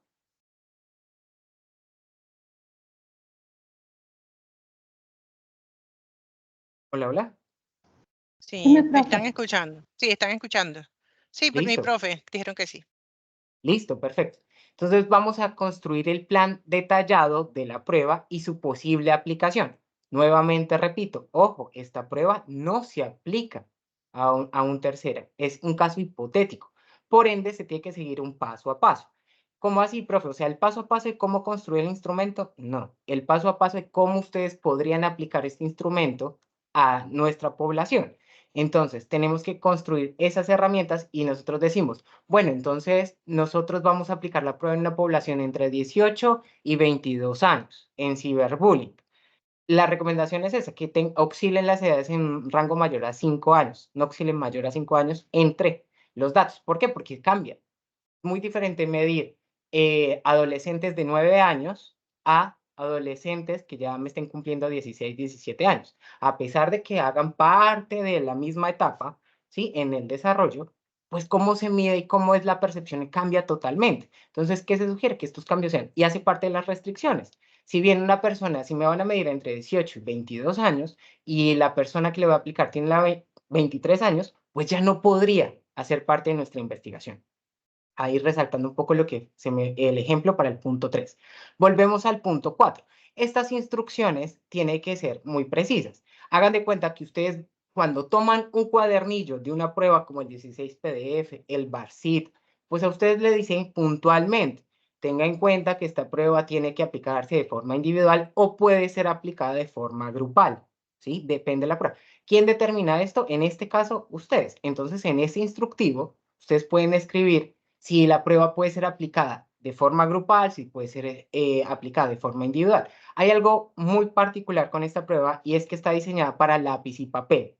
Esta prueba no se genera a computadora, por programa, perdón, y se reenvía a los participantes, es decir, a nuestra muestra.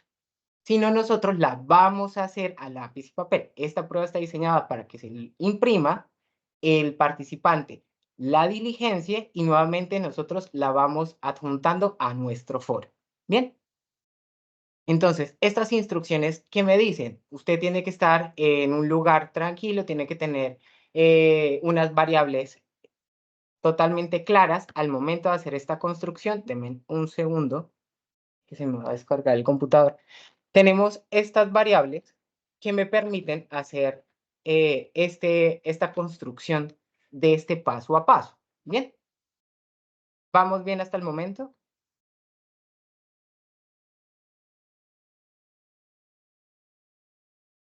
¿Es claro? Vamos bien hasta el momento. Sí, le dieron manito, mi profe. Mi Listo, profe Juan. listo. Entonces, estas instrucciones tienen que ir escritas en uno de los apartados del documento. ¿Eso qué traduce? Ya sabemos que son 6 a 10 páginas de nuestro marco teórico. Ya posteriormente tenemos la parte de los objetivos. en uno de los recursos que ya facilitamos frente a la estructura de los documentos según bajo el criterio de norma ZAPA, aparece el esquema. Entonces va la portada, la introducción, los objetivos y finalmente el cuerpo del documento y al final van las referencias. Entonces, para que se vayan guiando en dónde van a colocar estos objetivos. Bien, especificar las restricciones, que ya las hablé, y construir el plan detallado. Seguimos. Debemos construir 30 preguntas o ítems o reactivos, ¿sí? Para la percepción de los posibles participantes sobre el tema asignado. ¿Qué tema, profe? La variable que se encuentra en el foro. Ojo, aquí hay algo particular que tenemos que nombrar y es que no estamos utilizando preguntas tipo Likert. Nosotros este periodo vamos a usar preguntas de opción múltiple con única respuesta. Esta guía cambió. Quizás nosotros la podemos encontrar tal cual como se la estoy enseñando, pero desde ya se está diciendo que se hizo una modificación y lo importante es saber que estamos haciendo opción múltiple con única respuesta. Nuestra profe Natalie ya nos dio todo un proceso de las diferentes formas de crear un reactivo y por eso la intención de aclararlo en este espacio, ¿sí? ¿Qué tipo de preguntas son las que vamos a desarrollar?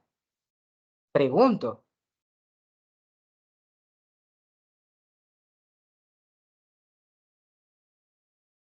Acabas de decir, mi profe, tú lo acabas de decir que a los estudiantes, que qué tipo de preguntas es que van a desarrollar. ¿Estaban ahí atentas? Estamos mirando el nivel de atención, de Yo sé, escucha yo sé. activa. Yo sé que ha sido un poco larga, sé que es demasiada información, pero vamos a hacer el esfuerzo, voy a darla lo más rápido posible a aclarar. Son preguntas cerradas, sí, pero recuerden que es de tipo opción múltiple con única respuesta.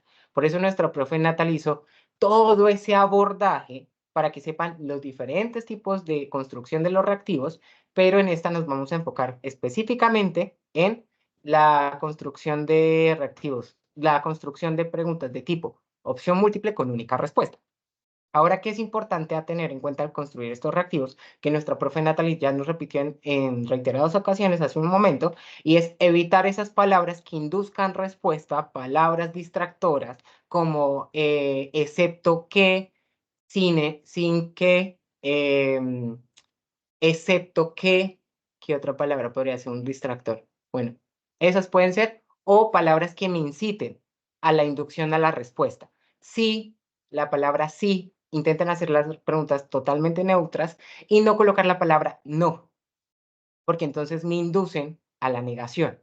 Entonces, construir un reactivo no es tan sencillo como parece, no es cualquier pregunta. Precisamente por eso es tan importante saber cómo se va construyendo. Y ahorita les muestro una diapositiva para que vayan entendiendo la lógica al momento de construir una prueba. Teniendo en cuenta los ítems construidos, definir un cuestionario y diseñarlo tal y como se presentó en futuros sujetos colaboradores. Además deben definir la plantilla de corrección. Toda prueba tiene una plantilla de corrección. Profe, pero ¿cómo vamos a hacer esa plantilla de corrección o esa clave de calificación? Recordemos lo que nosotros aprendimos en la web 1 y que nos decía nuestra profe Melissa. Nosotros no trabajamos con puntuaciones brutas, sino trabajamos con puntuaciones transformadas. A nosotros un número por sí solo no nos dice nada. La clave de calificación lo que nos permite es situar al individuo en esa puntuación transformada. Por ejemplo, en una prueba me dice del 1 al 5, la persona, si el sujeto, el participante puntúa de 1 a 5, por dar un ejemplo, es posible que tenga baja motivación, ¿sí? De 6 a 10 tenemos motivación media y así sucesivamente. Pero, profe, ¿cómo vamos a construir esa clave de calificación? No se preocupe, vean por favor, en serio, los insumos que están en el foro. Hay un video totalmente paso a paso de cómo construir esta clave de calificación que les va a permitir facilitar el trabajo. Bien. Y, profe, ¿quién define esa clave de calificación? Pues, ¿de quién es la prueba? De nosotros. ¿Quién la va a definir? Nosotros, a partir de todo lo que hayamos investigado previamente. ¿Vamos bien hasta el momento? Si tenemos dudas con puntuaciones brutas y puntuaciones transformadas, chequen la información que se encuentra en la unidad 1 y vean la grabación que nuestra profe Melissa hizo junto con la directora Dilma y quien les habla en este momento, yo. Hicimos pues toda esta presentación gigante y la profesora Melissa dio ese dato puntual de sobre las puntuaciones transformadas. Bien, si se dan cuenta, este curso es muy grueso, es muy grande, es muy robusto, pero cada encuentro que nosotros vamos realizando, pues vamos botando información que es articulada.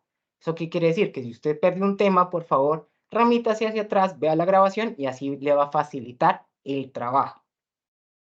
¿Dónde debe colocar la información? En el entorno inicial debe, pues, revisar la agenda del curso, contactarse con los compañeros. ¿Qué se sugiere? Pues el foro es el lugar donde nosotros vemos esa trazabilidad de que ustedes han dejado estos aportes, ¿sí? Sin embargo, sabemos que ustedes tienen grupos, bien sea de WhatsApp, bien sea de Teams, bien sea de Telegram, donde se comunican entre ustedes. Sin embargo, para nosotros poder evaluar el proceso, deben realizar sus aportes en el foro.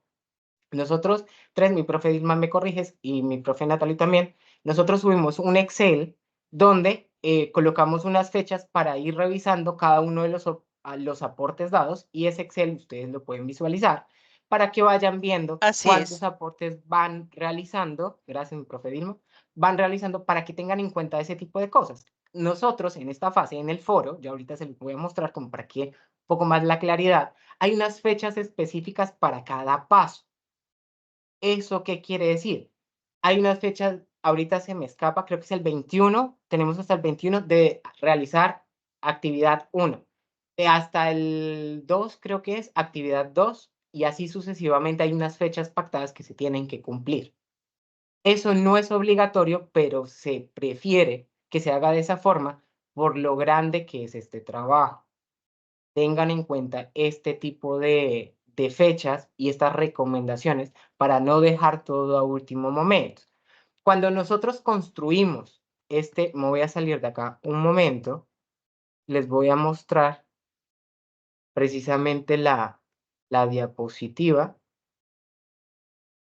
para que les quede un poco más claro sobre el tema. ¿Me confirman? ¿Ahí la logran ver?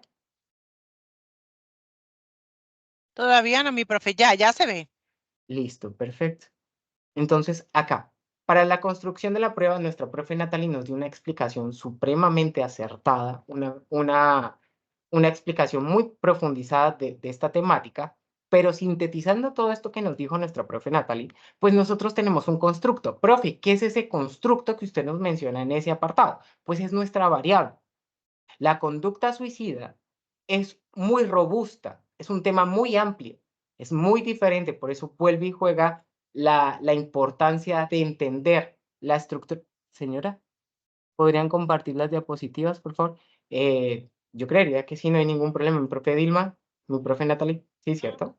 No, no hay ningún problema. Lo importante es que tengan presente que, o sea, deben revisar todo el material que nosotros les enviemos, que va a ser material a la mensajería interna. Nosotros podemos enviarle esto al grupo de estudiantes con los que tenemos el CIPA, ¿cierto, mi profe? Que es a Sí, los que sí, se los sí. vamos a mandar. Al resto de estudiantes no, porque vamos a armar un recurso, así como en el paso 2, para que esté supremamente completo y tengan toda la trazabilidad. Pero sí se puede compartir, mi profe, no hay problema. Listo, mi profe, gracias por la aclaración. Entonces, ¿de dónde viene este constructo que usted nos nombra, profesor? Entonces, vuelve y juega. La conducta suicida es muy diferente como ocurre en adulto mayor, como adulto, en la etapa del adulto promedio, que ya empieza desde los 20 hasta los 62, 62 con 11 meses, 29 días, ya, es así la clasificación. Y la adolescencia, que es lo mismo, de 9 a 18 ya se considera, a 19 inicia todo este proceso de adolescencia y previamente empezamos con infancias. Las infancias también tienen otras edades, ahorita se me escapan los rasgos puntualmente, pero hay que tener en cuenta este tipo de cosas.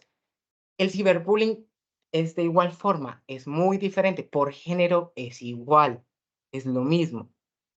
Por la orientación sexual es exactamente lo mismo. Entonces nosotros al momento de hacer este constructo, pues tenemos que ir abarcando un espacio más pequeño y es donde nos van a salir dimensiones. Cuando ustedes van realizando la búsqueda literaria, ¿sí? Revisen la web número 2 que nosotros enviamos también recursos para buscar en bases de datos, Google Académico, Google Books. En el encuentro sincrónico número 2, la grabación también se envió por la mensajería interna del curso y está en el foro para que la chequen. Al final, nosotros hacemos un ejercicio como este. Nosotros vamos perfilando la variable. Entonces la vamos haciendo más pequeña y le vamos colocando un rumbo.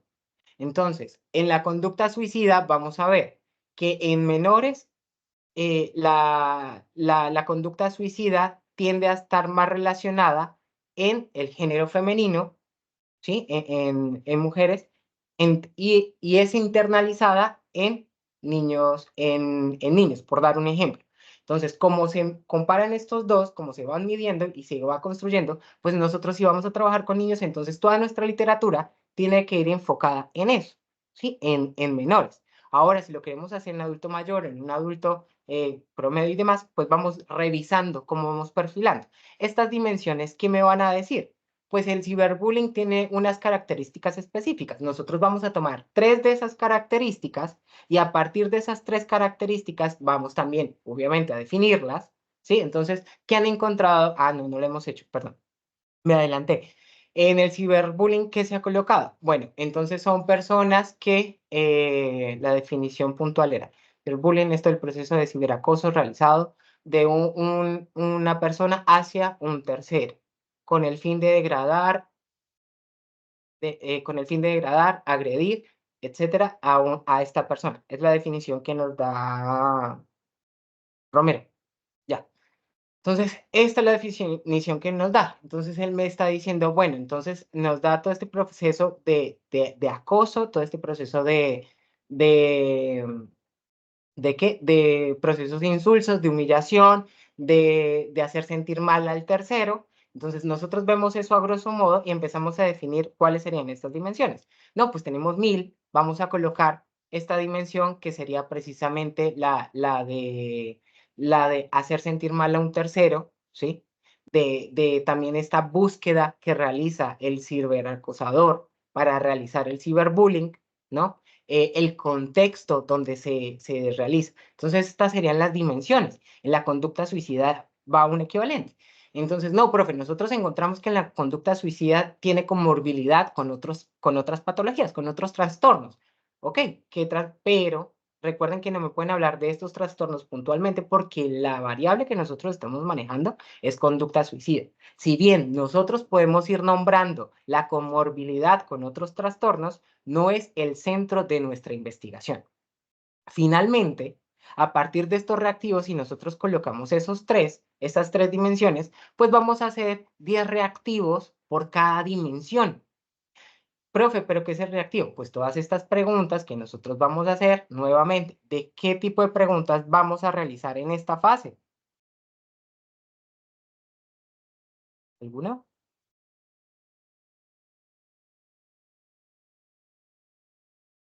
Hola, hola. A mi profe, vuélveles a comentar nuevamente lo que le preguntaste. Ah, Listo. sí, ¿Qué ya te tipo? alzaron la manito. Listo. Sí, sigue, por favor. Es que no los estoy viendo por lo que estoy compartiendo pantalla. Por favor, cuéntanos.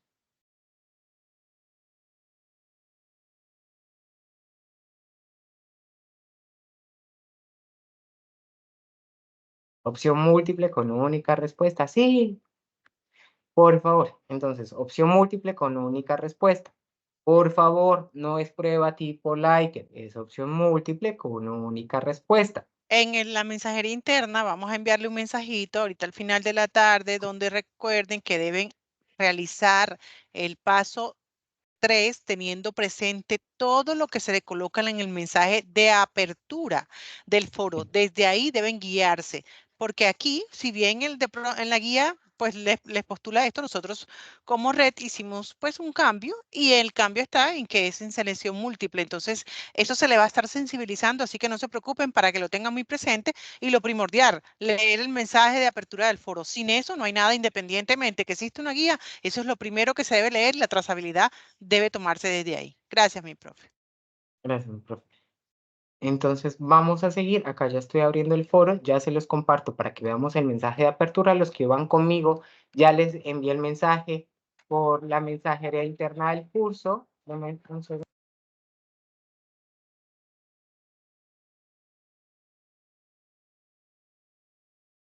Ya, no sé qué se activó. Listo. Entonces vamos a seguir con la explicación de la guía. Claros hasta el momento el tema de las dimensiones, entender el constructo y cómo salen los reactivos, que es básicamente lo que la profe Natalie nos explicó en la parte de arriba. Solamente que acá lo sintetizamos y le damos el nombre al constructo, que es nuestra variable, las dimensiones, esas características que serían 3 grandes características que nos da la definición del constructo y finalmente los reactivos. ¿Bien? ¿Vamos bien?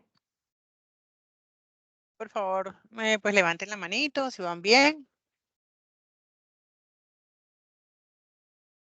Quienes están aquí en el CIPA, por favor. Profe, yo aún estoy algo confundida con lo de las dimensiones y eso. Con Las la de dimensiones. Listo. Ah, sí. Bueno, a ver. Listo. Entonces, nosotros tenemos la variable. La variable es grande. El traer información de la conducta suicida o el ciberbullying es muy robusta. Cuando ustedes hagan esta investigación literaria como grupo, pues vayan viendo cuál es la información que es más fácil de conseguir, ¿sí? Por ejemplo, el ciberbullying es mucho más común en la adolescencia que en la adultez. O puede ser que encontremos información en la adultez dirigido hacia las mujeres y los procesos cambian al momento de la definición. Entonces nosotros sabemos que el ciberbullying es grandísimo. Se puede aplicar en menores, en adultos, en diferentes contextos, solamente hacia mujeres, solamente hacia hombres, solamente a población LGBT, personas afrodescendientes, personas con diversidad funcional, personas de todo tipo. Entonces, vamos a buscar literatura que nos permita ir guiando nuestra investigación, es irla cerrando, es ir de lo general hacia lo particular, para irla estrechando un poco más. Entonces, esas dimensiones simplemente son características de la misma conceptualización que se tiene.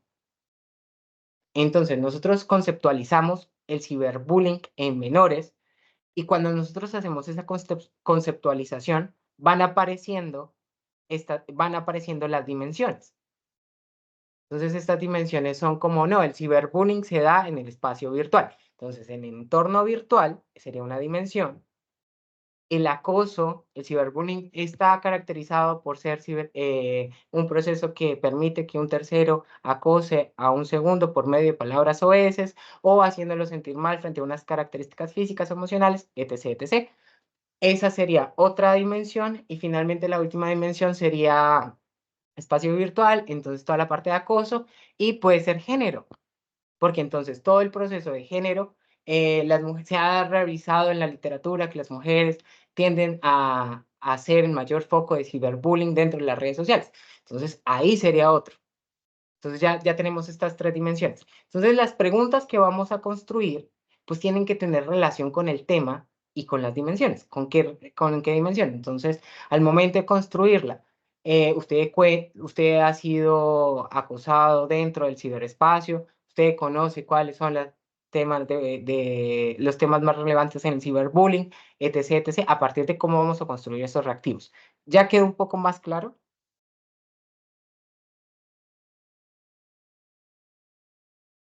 Sí, profe, muchas gracias. Listo.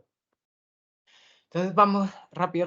Entonces con gusto, vamos a realizar la revisión de las referencias de la unidad 2, que es lo que les decía hace un rato. Vamos a revisar todos los recursos que nos da el foro y todo lo que nosotros vamos a publicar dentro del entorno de evaluación, dentro del entorno de aprendizaje, perdón. Entonces vamos a realizar todos nuestros aportes. Por favor, revisen. Ya les voy a mostrar en pantalla la apertura del foro para que vayan teniendo en cuenta esas fechas que, si bien no son obligatorias, se sugiere para poder alcanzar a entregar este documento. Es muy robusto, hay mucha información y pues cuesta 125 puntos. Si ustedes hacen una buena fase número 3 y una fase número 4, la fase 5 sale sola. Entonces es mejor echarle ganas ahorita en la fase 3 y en la fase 4 para que la fase 5 sea mucho más sencillo. Entonces, súper sencillo. Entonces ahí les doy la información para que vayamos adelantando a hacer una buena fase 3, una fase 4 y así el examen final, que es la fase número 5, pues sea más sencilla. Y ya se dediquen su tiempo a realizar otras actividades, porque el espacio es muy pequeño. El trabajo, las evidencias del trabajo independiente, pues sabemos que tenemos que realizar cada uno de nuestros aportes en el foro, tenemos que realizar pues, toda la parte de la revisión de la literatura, bien sea de las fuentes que suministra el sílabus del curso o la información que nosotros vamos buscando en las bases de datos de la universidad o en buscadores académicos. Sobre el área o la temática o variable a medir relacionada con el bienestar psicológico, ya sabemos, ciberbullying o conducta suicida, que se encuentra en el foro, de buscar 2 o 3 referencias de artículos empíricos, que era lo que les decía en la parte de arriba. Cada uno de nosotros, cada uno va a buscar entre 2 y 3 referencias. Eso que traduce entre 10 y 15 referencias mínimas por documento. Mínimo 10 referencias, máximo los que les vayan saliendo, a partir de cómo vamos redactando. ¿Qué es importante al momento de construir todo nuestro marco? Pues el uso del parafraseo. Nosotros ya estamos en un proceso de investigación, no podemos copiar y pegar. Tenemos que realizar el proceso de parafraseo, porque pues ya vamos próximos a graduarnos, ya ustedes parpadean y ya están en décimo en matrícula número 10 y ya se nos van, pues tienen que aprender lo mínimo en la investigación, que es todo este proceso de parafraseo. ¿Qué tiene que tener todo este documento? Pues tiene que tener, tienen que colocar también en el foro la parte de los objetivos, tanto específicos como generales, y lo que vamos a medir en nuestra variable. Y también tiene que colocar las 10 preguntas que cada uno le competen. Pero, profe, en la guía usted arriba nos decía que solamente son 10 preguntas, son 30 preguntas. Vuelve y juega como realizamos en el apartado número 2. Como grupo tenemos 50. 50 preguntas. De esas 50, pues vamos a escoger las mejores 30.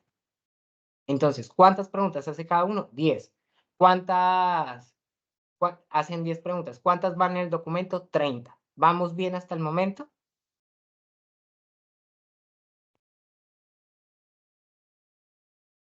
Por Hola, favor, hola. confirman, por favor, confirman. Igual, como les decíamos ahorita, nosotros vamos a enviar unos insumos para que toda esta trazabilidad del proceso del paso 3 sea muy claro para todos ustedes. Listo. Entonces, evidencias del trabajo grupal. Sabemos que tiene que tener la introducción, el marco teórico, el método, que son los participantes, el instrumento, el proceso de paso a paso, finalmente las referencias, y al final del documento, después de las referencias, van en el anexo. Profe, ¿qué sería el anexo? Pues la construcción de la prueba. Entonces, desde ya hacemos la invitación, no envíen las preguntas solas, sino un encabezado.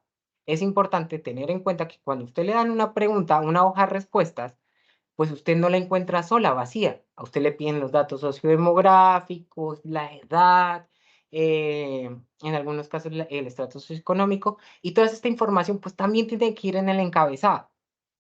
Bien, al momento de colocar el anexo, para que lo vayan teniendo en cuenta en esta construcción del instrumento. El documento debe incluir una portada y todas las secciones anteriormente mencionadas en formato APA. Por favor, todo es en formato APA. Cada cosa de concepto que ustedes me están definiendo tiene que ir citado y cada cita tiene su referencia. Cada sección debe tener la introducción. Entonces acá les damos la definición de cómo se va construyendo la introducción, cómo compete su trabajo, las secciones, la temática particular, la relevancia disciplinar, es decir, la importancia de la psicología y la psicometría para la elaboración de este instrumento. Entonces acá desde ya nos están diciendo cómo tiene que construirme una introducción, así, a grosso modo. Entonces, ¿cuál va a ser nuestra tarea al momento de redactar? Pues ir sabiendo qué es lo que nos está pidiendo la guía para construir nuestra introducción.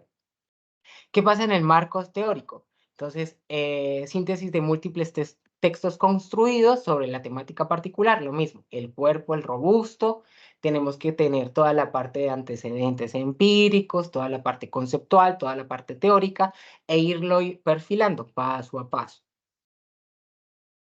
En el método, pues ya se sabe que nosotros, acá, ya. En el método, pues tiene que tener 3 secciones, que son la de participantes. Profe, ¿cómo así que tenemos que definir los participantes?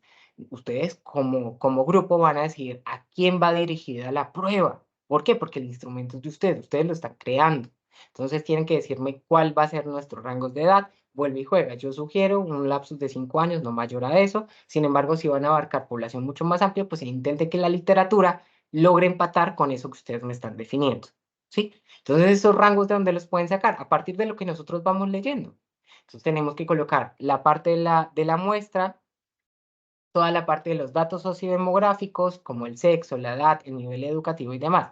Profe, ¿y eso cómo lo vamos colocando? Pues ustedes lo van definiendo en toda esa parte de la metodología. Cuál fue la población que ustedes escogieron, cómo le están apuntando, cuál es el estrato socioeconómico y demás. ¿Vamos bien hasta el momento?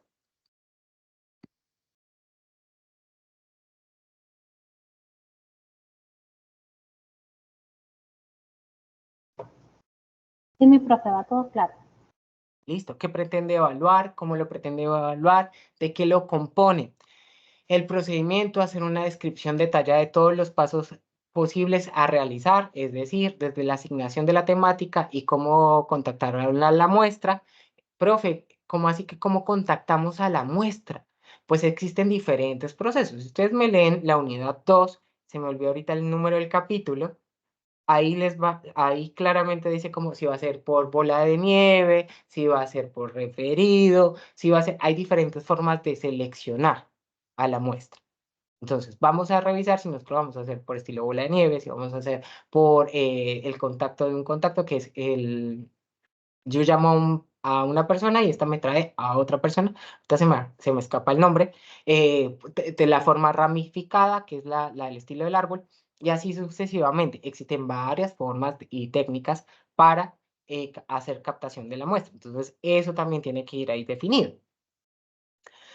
Permisos a solicitar, si este caso es hipotético, vuelve y juega. Esto es algo totalmente hipotético, no lo vamos a aplicar. Pero si usted escogió menores de edad, pues usted sabe que necesita los permisos del representante legal, puede ser el papá, la mamá, el tío, la abuela, dependiendo de el asentimiento informado para el menor, el asentimiento informado para el menor, el permiso a la institución. Por ejemplo, vamos a trabajar con el colegio X, no es necesario que den un nombre, es un caso hipotético, pero es importante entender la lógica en el campo aplicado. Cuando ya nos graduemos, pues esa va a ser la lógica. ¿Cómo vamos a contactar a las personas? ¿Cuál va a ser el lugar geográfico que vamos a ubicarlo? No, pues es el colegio X que está ubicado en Valledupar, en tal lugar. ¿Listo? Entonces ya sabemos que nosotros tenemos que ubicar a nuestra muestra dentro de... Ahora se acabó el CIPAS. ¿Qué? Se acabó el CIPAS. Ya voy, ya voy, ya voy. No, que tiene otro encuentro a las 4, ya vamos a Listo, terminar. tranquila, igual la grabación queda. Por eso es tan importante ubicarnos geográficamente desde un inicio, les decía, vamos a ubicar la lógica de un marco proximal y un marco distal para centrar nuestra investigación porque acá nos están solicitando precisamente eso.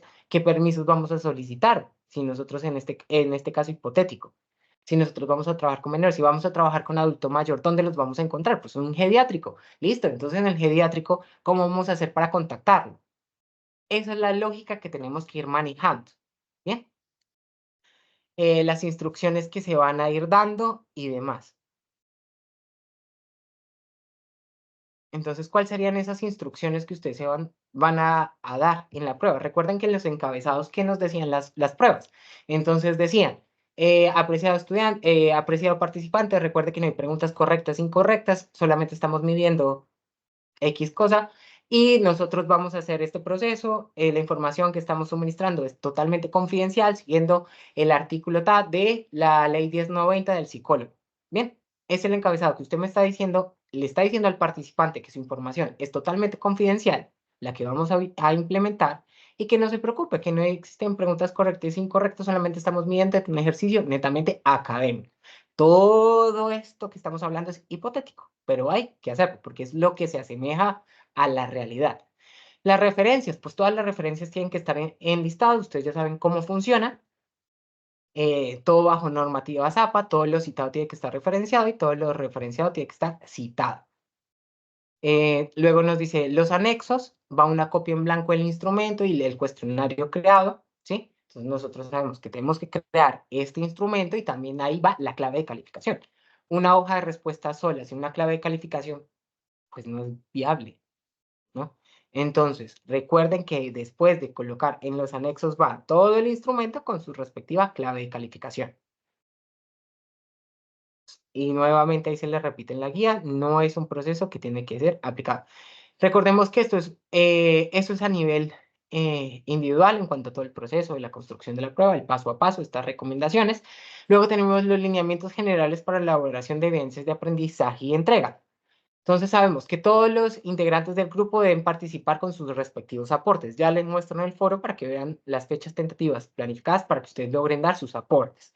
Sí, Antes esto de también lo entregar, enviamos, mi profe, ¿te acuerdas? sí, Por mensajería interna, los sí, lineamientos, en la imagen, sí. sí, señora, eso también ya se envió. Sin embargo, pues ya también se los muestro así como para que lo vean. No se preocupe, la grabación va a estar. Apenas abran el foro, también lo van a poder ver, pero para que se vayan llevando una idea. Antes de entregar el producto, lo de siempre. Revisen que esté cada cosa solicitada. No se queden solo con la parte de arriba, con ese paso a paso, porque más abajo les van a decir a detalle lo que tienen que entregar. Solo debe incluir los autores del producto. Ya se sabe que si una persona no participa, esa persona queda fuera. Por favor, denle un plazo a algunas personas que no se han podido contactar en los tiempos recomendados. Sin embargo, pacten fechas como grupo desde ya en qué momento se van a conectar, cuándo van a dar sus aportes, para que no me vaya a quedar alguno por fuera. Recuerden que la actividad es de carácter colaborativo y no sería justo que la persona que inició en el día 1 tenga que arrastrar a la persona que se conectó en el día 20. Entonces, no es lo mismo. Entonces, hay que tener en cuenta ese tipo de datos al momento de entregar el documento. Pero todo tiene que ser notificado. Entonces, por favor, también colocan en el foro de que se esperó a X persona que entregara sus aportes, pero por no entregarlo en los tiempos pactados, que si hablaron previamente con esa persona, pues no se puede involucrar en el documento, pero esperemos que eso no pase. Pero es mejor que nos quede la trazabilidad. Ya sabemos que se tiene que hacer de manera grupal, lo mismo que en la parte de arriba nos hablaba. Deben establecer los acuerdos del trabajo en los tiempos para desarrollar la actividad, que era lo que les mencionaba previamente, y deben hacer, será la persona, y una persona debe subir el documento como grupo. Bien, solo se acepta un solo documento. Aquí ya venimos todo con la parte de referencias normas APA y con el tema del plagio. Por favor, no haga plagio. Recuerde que en el artículo 100 del reglamento académico que ustedes pueden observar en la página de la universidad, pues nos dice que si usted tiene plagio, tiene 0 y que si usted vuelve a cometer la misma infracción, pues el curso le queda automáticamente en 0. ¿Eso quién lo dice? El reglamento académico, artículo número 100. Y finalmente tenemos la rúbrica de evaluación. Yo creería que por tiempo simplemente es revisar que todo lo que está El, arriba es lo mismo que estamos. que lo Señora, revisen al detalle la sí, rúbrica, porque ahí dice cuáles son los niveles, medio, bajo, alto, de acuerdo a cada aporte que se presenta. Igual, volvimos a insistir, así como el profe les dijo, vamos a enviar en el transcurso de la semana. El jueves ya tienen habilitado el foro, pero en el transcurso de la semana vamos a enviar todos los insumos, así como hicimos con el paso 2, para que ustedes tengan claridades.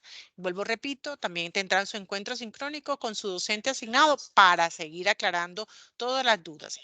Esto, al verlo así, el profe que lo hizo muy bien y lo explicó, puede que ustedes obviamente, primera vez que se aproximan a elaborar una prueba, dicen, pero nunca lo he hecho, estoy confundida, hay que leer, hay que revisar, hay que leer al detalle. Les hemos pasado libros, ¿verdad? Que son importantes. Vamos a pasarles insumos para que de ahí tomen base. También les vamos a poner ejemplos dentro de los insumos.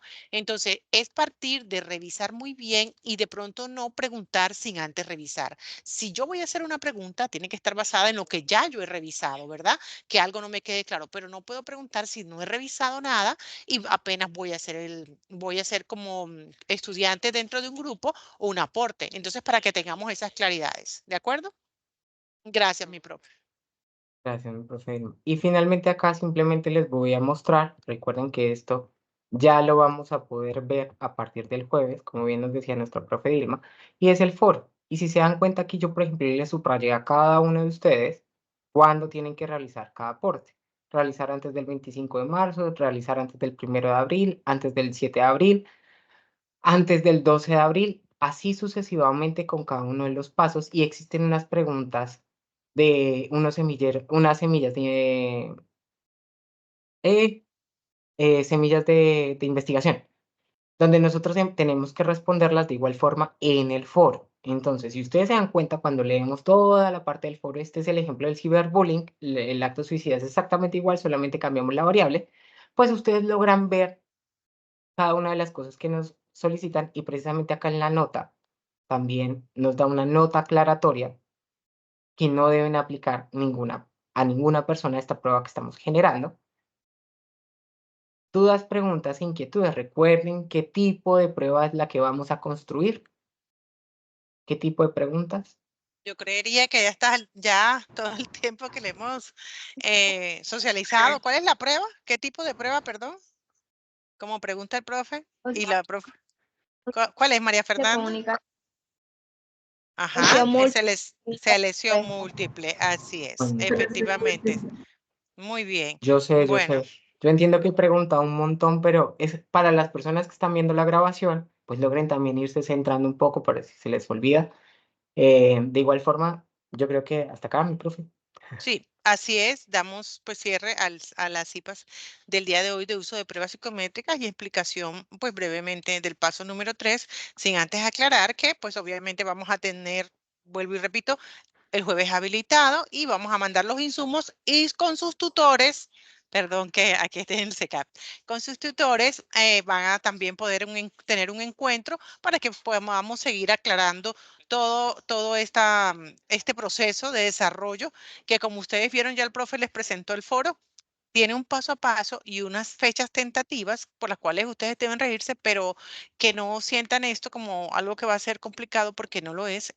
Hay que tener una mente abierta, hay que estar dispuestos para poder hacer el mejor trabajo posible conjuntamente en equipo como deben trabajar y no de manera individual. Entonces, ténganlo muy presente y muchas gracias a la María Fernanda, Lady, Liliana, Katherine, Gloria que estuvieron en el día de hoy aquí en el CIPAS y a mis profes Natalie y mi profe Juan Pablo por esta explicación tan acertada y tan importante y contextualizada del uso de pruebas psicométricas. Muchas gracias.